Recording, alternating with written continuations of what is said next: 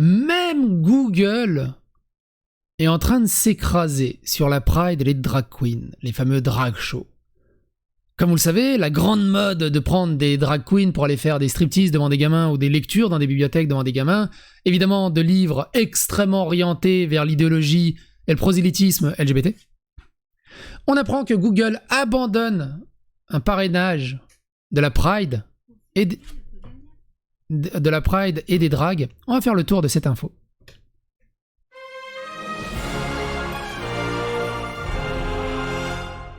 Attention, please.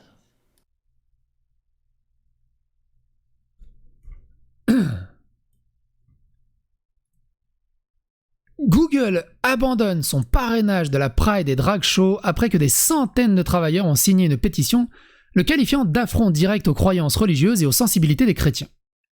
Google a abandonné son parrainage dans un événement de San Francisco Pride après que des centaines d'employés ont signé une pétition enflammée contre lui.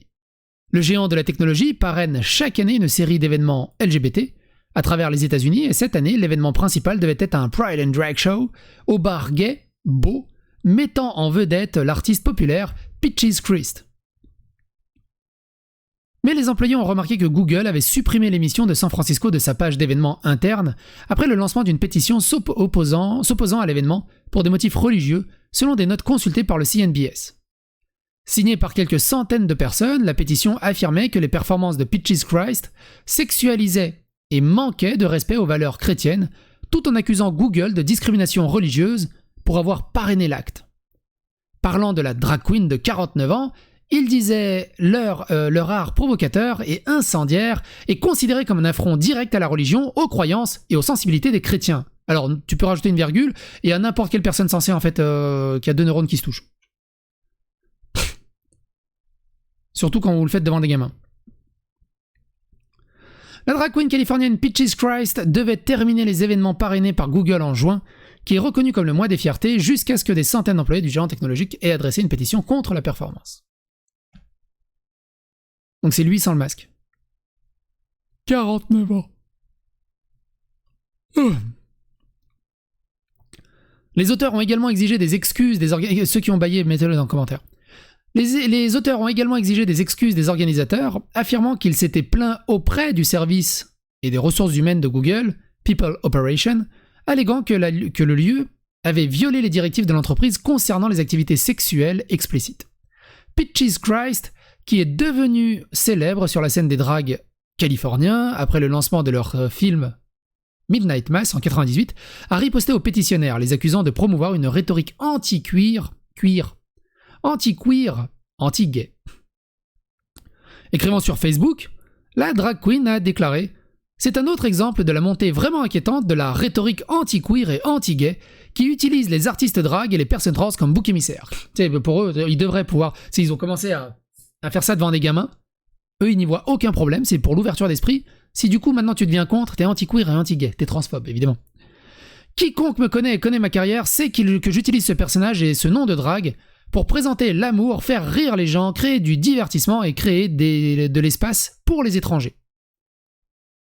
Les drag queens californiennes a ajouté que le spectacle s'était déroulé sans le parrainage de Google et a ensuite téléchargé des photos de l'événement sur Instagram.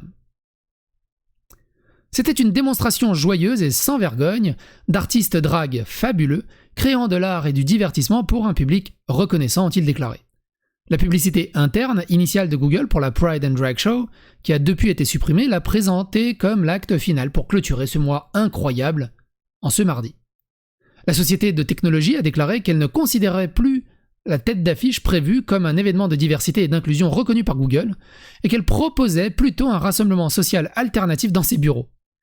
Le porte-parole de Google, Chris Pappas, a déclaré à CNBS que l'équipe interne responsable de la planification de la performance des drags n'avait pas réussi à la soumettre au processus d'événements standard de l'entreprise. En gros, ils ont trouvé une excuse bidon pour dire on annule parce qu'on n'a pas envie de se manger un retour de flamme, comme c'est mangé Target, Starbucks, Barcelone et plein d'autres.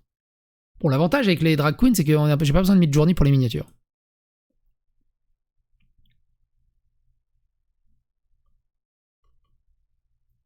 Peaches Christ, nom de naissance Joshua Granell, est un doyen de la scène drag avec ses débuts dans les années 90. et fait souvent des références religieuses dans ses émissions. Alors que les organisateurs de l'événement ont déplacé l'événement officiel de l'équipe sur place, la représentation se poursuivra sur le lieu prévu et il est ouvert au public afin que les employés puissent toujours y assister, a-t-il déclaré. Nous sommes depuis longtemps très fiers de célébrer et de soutenir la communauté LGBTQ+. Nos célébrations de la fierté ont régulièrement présenté des artistes drag pendant de nombreuses années, dont plusieurs cette année. Ils ont lancé le Midnight Mass, une série d'événements cinématographiques nocturnes, à l'été 98, qui a attiré des foules à guichets fermés au Bridges Theatre jusqu'à sa clôture en 2009. L'émission a présenté des invités spéciaux, notamment RuPaul, Ming Stoll et Mary Woronov. Cela survient des mois après que la tragédie a frappé le drag queen lors de sa tournée au Royaume-Uni plus tôt cette année. Peaches Christ a déclaré qu'ils avaient trouvé leurs amis proches et co-interprètes, Eclina mort, dans leur appartement, partagé à Londres, dans ce qu'ils ont décrit comme un scénario de cauchemar réel. Le couple avait tourné avec leur production scénique Mommy Queerest et une parodie de film dramatique de 1981, Mommy Dearest, qui devait être diffusée pendant 2 semaines au Soho Theatre de Londres. L'américano-islandaise Eclina, dont le nom de naissance était Stéphane Grigelko, est décédée à l'âge de 54 ans. Écrivant sur Instagram le 6 avril, Peaches Christ a partagé les résultats d'une autopsie de Westminster pour Eclina, montrant qu'il n'y avait aucun signe évident d'agression et aucun signe de jeu déloyal, mais la cause du décès était toujours en cours de détermination. Libéral de gauche Google, j'y crois pas. Les drag queens sont amusantes et inoffensives, quel est le problème avec ces haineux de droite? Ils doivent regarder des milliards incalculablement perdus, comme Bud Light. Oups, c'est reparti. On dirait que la normalité se défend, c'est fantastique. Les règles sont les règles. Des conseils simples à toutes les entreprises: développer une politique déclarée selon laquelle l'entreprise ne participe pas ou ne prend pas position sur des questions sociales ou politiques. Les opinions des employés sont les leurs, problème résolu. Je suis honnêtement surpris mais heureux à ce sujet. C'est toujours le christianisme qui est moqué et attaqué. Qui se soucie des croyances et des sensibilités des chrétiens?